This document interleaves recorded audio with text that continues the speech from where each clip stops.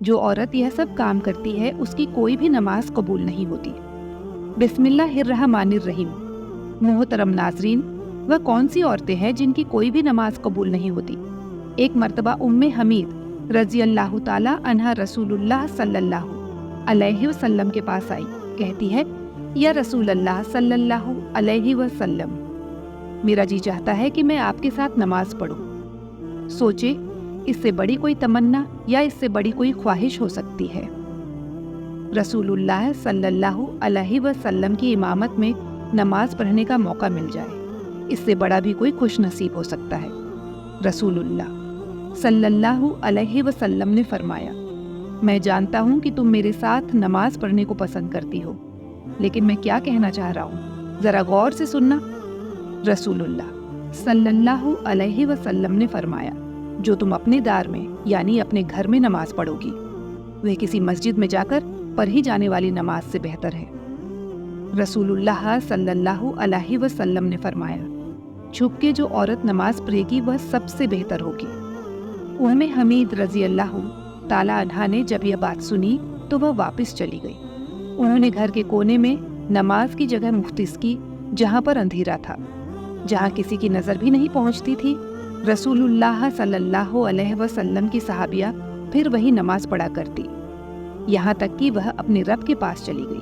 محترم ناظرین، کیا آپ نے کبھی یہ سوچا ہے کہ کوئی عورت گھر کے کام کاج کر کے، بچوں کو کھلا پلا کر، شوہر کی فرما بردار کر کے، جب اس کا تھکاوٹ سے برا حال ہو جائے، سردی کا موسم ہو، رضائی اور کمبل میں لیٹی ہوئی ہو، سردی سے تھر تھر کانپ رہی ہو، اور پھر اللہ کی پکار یعنی اذان کی آواز سن کر گرم کمبل چھوڑ کر وہ عورت سخت سردی میں ایک ٹھنڈے پانی سے وضو کرے، ٹھنڈے پانی اور سردی کی وجہ سے جسم کے رونگٹے کھدرے ہو جائے، سردی سے جسم کانپ رہا ہو، سردی ایسی ہو کہ دانت بج جائے، پھر بھی ایسی عورت اللہ تبارک و تعالیٰ کی رجا اور ثواب کی نیت سے وضو کرے اور پھر سردی کو برداشت کر کے نماز ادا کرے اور اس کی نماز ہی قبول نہ ہو، کیا ایسا ہو سکتا ہے؟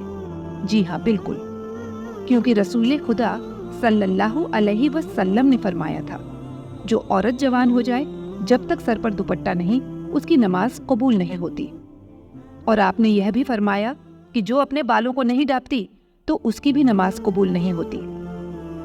رسول اللہ صلی اللہ علیہ وسلم نے فرمایا دیا کہ اگر کوئی عورت خوشبو لگا کر مسجد میں جاتی ہے اور اس کی خوشبو دور تک پہنچ جاتی ہے تو جب تک یہ عورت غسل نہیں کر لیتی اس کی نماز قبول نہیں ہوتی۔ اس لیے فرمایا، اے عورتوں کی جماعت، تم میں سے کوئی مسجد میں جانا چاہے تو خوشبو لگا کر نہ جایا کرے۔ مسخات المصابی کی روایت ہے کہ جب تک ایسی عورت غسل نہیں کر لیتی اس کی نماز قبول نہیں ہوگی۔ خداوند کی نافرمانی کرنے والی عورت حدیث کے الفاظ ہے، 3 ایسے لوگ ہیں جن کی نماز قبول ہونا تو دور کی بات، کان سے اوپر بھی نہیں جاتی ہے۔ وہ کون سے لوگ ہیں؟ ایسا غلام جو مالک کی اجازت کے بغیر دوڑ گیا ہے، وہ جا کر تہجد بھی پڑھے گا تو قبول نہیں ہوگی۔ ایسی عورت جو اپنے خاوند کو ناراض کر کے رات گزارتی ہے اس کی نماز قبول نہیں ہوتی۔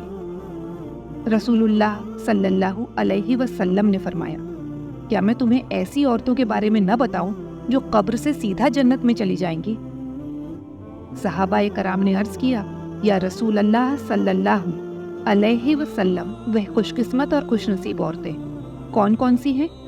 آپ نے فرمایا، جائیدہ بچے جننے والی عورت یعنی جائیدہ بچے پیدا کرنے والی عورت، مرنے کے بعد قبر سے سیدھا جنت میں جائے گی۔ پھر فرمایا، جب شوہر ناراض ہو جائے تو شوہر کو جلدی راضی کرنے والی عورت، جب شوہر ناراض ہو جائے تو شوہر کے ہاتھوں میں ہاتھ رکھ کر جو بیوی کہتی ہو، اے میرے سرتاج، جب تک آپ راضی نہیں ہوں گے میں کھانا نہیں کھاؤں گی، جب تک آپ راضی نہیں ہوں گے میں پانی نہیں پیوں گی، جب تک آپ راضی نہیں ہوں گے میں بناؤ سنگار نہیں کروں گی، جب تک آپ راضی نہیں ہوں گے میں جیب و زینت نہیں کروں گی، جب تک آپ راضی نہیں ہوں گے میں اس وقت تک اپنی آنکھوں میں کاجل یا سرما ہرگز نہیں لگاؤں گی۔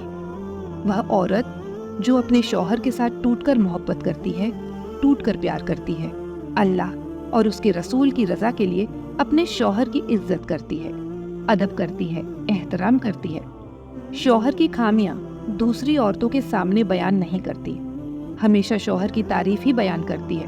فرمایا وہ نمازی عورت، قرآن مجید پڑھنے والی عورت، شریعت پر پابندی سے عمل کرنے والی عورت مرنے کے بعد قبر سے سیدھا جنت میں چلی جائے گی۔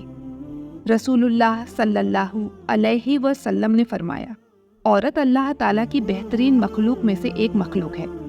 مرد کے لیے یہ خاص نعمت ہے، انسانیت کے لیے یہ اللہ کا ایک احسان بھی ہے۔ اسلام نے عورت کو ایک بلند مقام دیا۔ اسلام نے عورت کو سونے، چاندی، زیورات اور ریشم کے استعمال کرنے کی اجازت دی تاکہ عورت ان چیزوں کے ذریعے اپنے حسن کو مزید بڑھا سکے۔ رسول اللہ صلی اللہ علیہ وسلم نے صحابہ کرام کو تحقیق کرتے ہوئے یہاں تک فرمایا کہ میرے صحابہ، جب تم کافی عرصے بعد سفر سے واپس لوٹو تو اچانک گھر میں نہ چلے جایا کرو، بلکہ اپنی عورتوں کو اتنا موقع ضرور دو کہ وہ بن سنور کر، خوبصورت ہو کر، بڑے پیار اور محبت سے تمہارا استقبال کر سکے۔ مگر ان سارے کاموں کے لیے اسلام نے ایک شرط بھی رکھی ہے کہ عورت بناؤ سنگار کر کے مارکیٹ کی زینت نہ بنے، عورت بن سنور کر بازاروں کی رونق نہ بنے۔ عورت اپنے آپ کو مزید بناؤ سنگار کرے، مگر صرف اپنے شوہر کے لیے اور اپنے شوہر کو دکھانے کے لیے۔ بناؤ سنگار کر کے غیر مرہم مردوں کے سامنے پیش نہ ہو، کیونکہ ایسا کرنے سے اللہ تبارک و تعالیٰ ناراض ہوگا۔ ایسا انسان جو لوگوں کو نماز تو پڑھاتا ہے لیکن لوگ اس کی امامت پر خوش نہیں یا پسند نہیں کرتے ہیں۔ شرط یہ ہے کہ کوئی صریح ہی سبب ہو، ویسے مزاج کی بات نہ ہو۔ ایسا انسان کے کسی سبب کی وجہ سے لوگ اسے پسند نہیں کرتے ہیں تو ایسے انسان کی نماز بھی قبول نہیں ہوتی اور صحیح الترغیب کی روایت بھی سننے والی ہے۔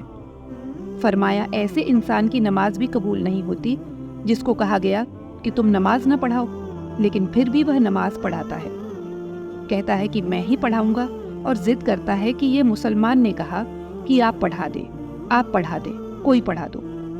دعائیں اخلاص یہ کر دے کہ اس کی بخشش فرما دے، اللہ اس کے درجات بلند فرما دے۔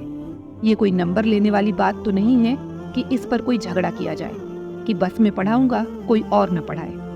کسی عام مسلمان جو کلمہ کو عقیدے والا ہے، اس کے پیچھے ہم سب کی نماز ہو جاتی ہے۔ کوئی حرج نہیں ہے اگر انعام والا بھی یہ سوچے کہ نہیں، ایسا نہیں ہوگا تو پڑھوں گا، تو یہ علم کا رنگ تو نہ ہوا۔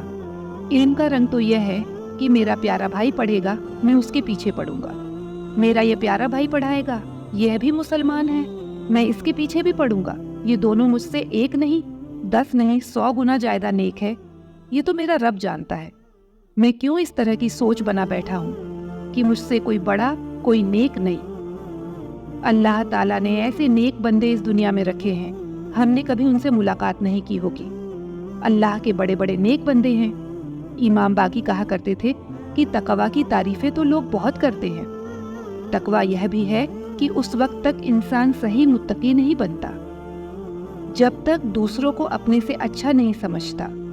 اللہ تبارک و تعالیٰ ایسا تقویٰ سب کو نصیب فرمائے، اور اللہ تبارک و تعالیٰ سب کو نیک عمل کرنے کی توفیق عطا فرمائے، آمین۔ اسی طرح کے اسلامک ویڈیو دیکھنے کے لیے اس چینل کو ضرور سبسکرائب کریں۔